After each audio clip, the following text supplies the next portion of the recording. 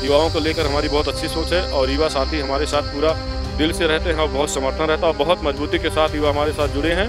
पश्चिम से चुनाव भी जो शुरू हुए हैं, आप देखिए उत्तर प्रदेश में एक तरफ से बीएसपी आ रही है, एक तरफ से बीएसपी आ रही है। जो यहाँ पे 5 साल 10 साल सांसद रहे हों, ऐसे लोगों को अगर भीड़ नहीं इकट्ठा हो रही, बाहर के लोग आके भीड़ में बैठ रहे हैं, कुर्सियाँ खाली जा रही है, मैं नहीं कह रहा हूँ, यहाँ की न्यूज़ और मीडिया कह रही है। अभी देखा जाए, अभी एक आपने देखा था इलेक्ट्रल बॉन्ड वाला आपने देखा था, तो सभी पार्टी चाहे वो बीजेपी हो, कांग्रेस हो या सपा हो, सभी पार्टियों ने जो है इलेक्ट्रल बॉन्ड के नाम पे चंदा लिया, लेकिन बीएसपी एक ऐसी पार्टी किसी चंदा नहीं, बीएसपी जो है गरीबों की पार्टी है। लोकसभा चुनाव का आगाज हो गया है, चुनाव शुरू भी हो गए हैं। सुल्तानपुर से अगर बात कही जाए तो बहुजन समाज पार्टी ने उदयराज वर्मा जी को अपना प्रत्याशी बनाया। इस बीच आपको बताते चले कि एक तरफ जहां इंडिया और एनडीए गठबंधन की बात कही जाए और वहीं मायावती जी की बात कही जाए, तो बहुजन समाज पार्टी का ये कहना है कि ना हम इंडिया गठबंधन में रहेंगे, ना हम एनडीए गठबंधन में रहेंगे, अकेले खुद के दम पर लड़ाई लड़ेंगे और जीत हासिल कर दिखाएंगे।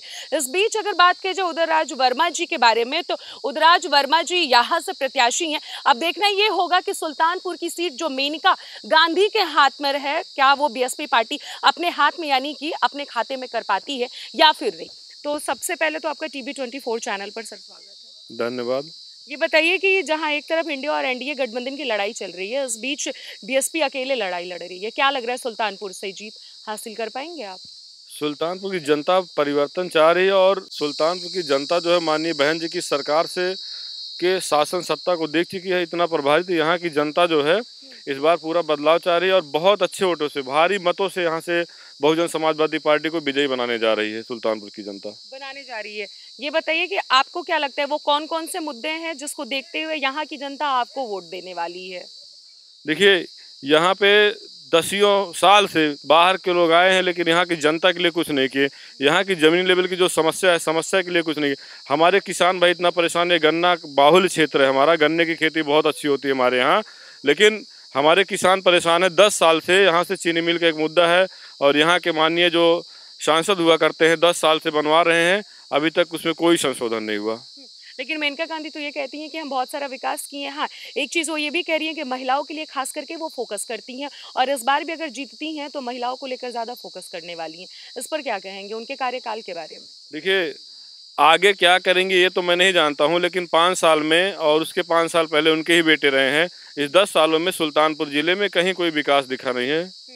कोई विकास नहीं दिखा है, कोई विकास नहीं। ये बताइए अगर आप जीत हासिल करते हैं, कौन कौन से वो प्रमुख कार्य हैं जो सबसे पहले आप करना चाहेंगे सुल्तानपुर में? देखिए, सुल्तानपुर की जो जनता की जो आम समस्याओं है, मैं आम समस्याओं के साथ जो है सुल्तानपुर की जनता के साथ कदम से कदम मिला के चलने का काम करूँगा। और चूँकि मैं यहाँ का घर का हूँ, मैं सुल्तानपुर का बेटा हूँ, यहाँ की सारी समस्याओं से मुझे पता है। हर समस्या के साथ मैं अपने सुल्तानपुर की जनता के साथ विचार विमर्श करके हर समस्याओं का समाधान करने का प्रयास करूँगा। ठीक है। युवाओं की अगर बात कही जाए, युवा चेहरा भी आप कहीं ना कहीं, युवाओं को लेकर क्या सोच रखते हैं? युवाओं को लेकर हमारी बहुत अच्छी सोच है और युवा साथी हमारे साथ पूरा दिल से रहते हैं और बहुत समर्थन रहता है और बहुत मजबूती के साथ युवा हमारे साथ जुड़े हैं। जो जोश और जुनून, जो उत्साह है युवाओं के अंदर, इस बार पूरा बदल के रख देंगे और युवाओं के लिए हमेशा जो है हमारे घर के दरवाजे खुले रहते हैं। युवाओं के जो हमारे यहाँ के जो युवा हैं बहुत टैलेंटेड हैं, उनके टैलेंट की हम लोग कदर करते हैं और युवाओं की सोच के साथ सोच मिला करके युवाओं के सपनों का पूरा करने का काम करूँगा मैं। मतलब युवाओं के सपनों को पूरा करने का काम करेंगे। विपक्ष या फिर यूँ कहा जाए भाजपा, वो ये कह रही है कि इस बार 80 सीट पार करेगी, क्या लग रहा है?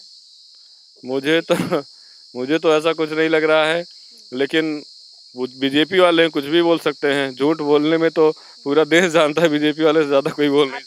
आपकी पार्टी क्या लग रहा है, यूपी में कितना सीट बना पाएगी? देखिए, हमारी पार्टी कोई वादा नहीं करती है, सीट जो है जनता के हाथ में है और जनता बदलाव चाहती है और एक तरफ से जनता पूरा बदलाव चाहिए। पश्चिम से चुनाव हुआ था, पश्चिम से चुनाव भी जो शुरू हुए हैं, आप देखिए उत्तर प्रदेश में एक तरफ से बीएसपी आ रही है, एक तरफ से बीएसपी आ रही है। मतलब सीट को लेकर अनुमान क्या है आपका, मैं ये जानना चाहती हूँ इस बार के लोकसभा चुनाव में? देखिए, हम तो कहेंगे कि हमें जो जनता से हमारी उम्मीद है, हम तो 80 सीट जीतने की उम्मीद करते हैं जनता से। मतलब उम्मीद आपको 80 का है। इस बार किस तरीके से टक्कर देने वाले हैं? मेनका गांधी की बात कही जाए और राम भूपाल जी को, इस पे थोड़ी सी हम चर्चा आपसे करना चाहते हैं। देखिए, यहाँ देखा जाए, वो पॉइंट बताइए जो उदयराज वर्मा जी उन लोगों को टक्कर देने में काफी सफल होंगे, वो पॉइंट मुझे आपसे। देखिए, मुझसे यहाँ कोई लड़ाई ही नहीं है, कोई लड़ाई में है ही नहीं, क्योंकि जनता का जो समर्थन आप देख सकती हैं। एक गांव की छोटी सी नुक्कड़ सभा में आप जनता का समर्थन आपके सामने है। बाकी के लोग गाड़ी लगा के, जितनी भीड़ नहीं उससे ज़्यादा गाड़ियाँ दिख रही हैं। लोग, मुझे तो ये भी सुनने में आया है कि लोग पैसे दे के जो है भीड़ इकट्ठा कर रहे हैं। ऐसी स्थिति बन गई है कि लोग जो यहाँ पे 5 साल 10 साल सांसद रहे हों, ऐसे लोगों को अगर भीड़ नहीं इकट्ठा हो रही, बाहर के लोग आके भीड़ में बैठ रहे हैं, कुर्सियाँ खाली जा रही है। ये मैं नहीं कह रहा हूँ, यहाँ की न्यूज़ और मीडिया कह रही है। लेकिन सर, जिस तरीके से आपने पैसे का भी जिक्र किया, मायावती जी के भतीजे की अगर बात कही जाए, अभी उनको भी बहुत सारे पदों से मायावती जी ने निष्कासित कर दिया है। ये कहा है कि आने वाले समय पे फैसला लिया जाएगा, उनको लेकर क्या कुछ फैसला करना है। और पैसे लेकर भी उनका काफ़ी वीडियो भी वायरल हुआ था कि जनसभाएं जो कर रहे हैं वो पैसे देकर लोगों को एकत्रित कर रहे हैं। उस पर क्या कहना चाहेंगे? देखिए, जो ये तो एक सरकार का मुद्दा, जैसे पार्टी का मुद्दा है, और माननीय बहन जी की जो सोच है वो बहुत दूरदर्शी है। अभी देखा जाए, अभी एक आपने देखा था इलेक्ट्रल बॉन्ड वाला आपने देखा था, तो सभी पार्टी, चाहे वो बीजेपी हो, कांग्रेस हो या सपा हो, सभी पार्टियों ने जो है इलेक्ट्रल बॉन्ड के नाम पे चंदा लिया। लेकिन बीएसपी एक ऐसी पार्टी, किसी चंदा नहीं। बीएसपी जो है गरीबों की पार्टी है। माननीय काशीराम साहब का एक नारा था, आप किसी से सहारा मत लीजिए, नहीं तो उनके इशारे पे चलना पड़ेगा। और माननीय बहन जी किसी से पैसा नहीं लेते, हम गरीबों को ही, हम गरीब लोग ही चंदा दे करके और पार्टी में 10 रुपये 20 रुपये 50 रुपये की रसीद कटा के काम करते हैं। और हमारी जब भी बहन जी की सरकार बनती है, सभी समुदाय और सब गरीबों के लिए काम करती है। आप पिछले जब 2007 से और 12 तक बहन जी की सरकार रही है, तो सिर्फ बहन जी ने गरीबों के लिए काम किया है। गरीबों को आवास के नाम पे, मतलब आवासीय पट्टा देने का काम किया है। गरीबों को राशन में ना उलझा करके गरीबों को 7 बीसा 8 बीसा 10 बीसा 15 बीसा कृषि पट्टा देने का काम पहले माननीय बहन जी ने किया है। और गरीबों को हर गाँव में, गरीबों को सफाई कर्मी की नौकरी देने का काम किया। इसमें सभी वर्ग के लोगों को नौकरी मिली है। वो चाहें तो हर महीने में जो है 5 कुंटल राशन खरीद सकते हैं। और महंगाई देख रही है बहन जी की सरकार की अपेक्षा, अगर आप महंगाई की बात करेंगे तो जो सिलेंडर अभी 3 साढ़े 300 का डायरेक्ट जो है 1200 पहुंच गया है। एक सिलेंडर से इतना पैसा चला जा रहा है कि 5 किलो राशन के 50 किलो राशन आप खरीद सकते हैं। तो ये थे हमारे साथ उदयराज वर्मा जी, जिन्होंने ये कहा कि उम्मीद हम ये जता रहे हैं कि उत्तर प्रदेश में ज़्यादा से ज़्यादा सीट हासिल कर सके। वहीं अगर सुल्तानपुर के मुद्दों के बारे में बातचीत कही जाए तो उन्होंने ये कहा कि उसके पहले से जो 10 साल से जो सांसद बनते हुए आ रहे हैं लोग, वो लोग कोई भी विकास नहीं किए, विकास का एक भी कार्य नहीं हुआ है। और अगर ये जीत हासिल करते हैं तो तमाम इन्होंने विकास के कार्य गिनाए, ये सभी विकास के कार्य करेंगे। युवाओं को लेकर इन्होंने खास करके कहा कि युवाओं के हित में है और इनके साथ भी युवा हैं, तो युवाओं को सबसे पहले वो रखेंगे और युवाओं के हित में कार्य करना सबसे पहले ये सोचेंगे। कैमरा पर्सन हर्ष के साथ अनन्या मिश्रा, TB24, सुल्तानपुर।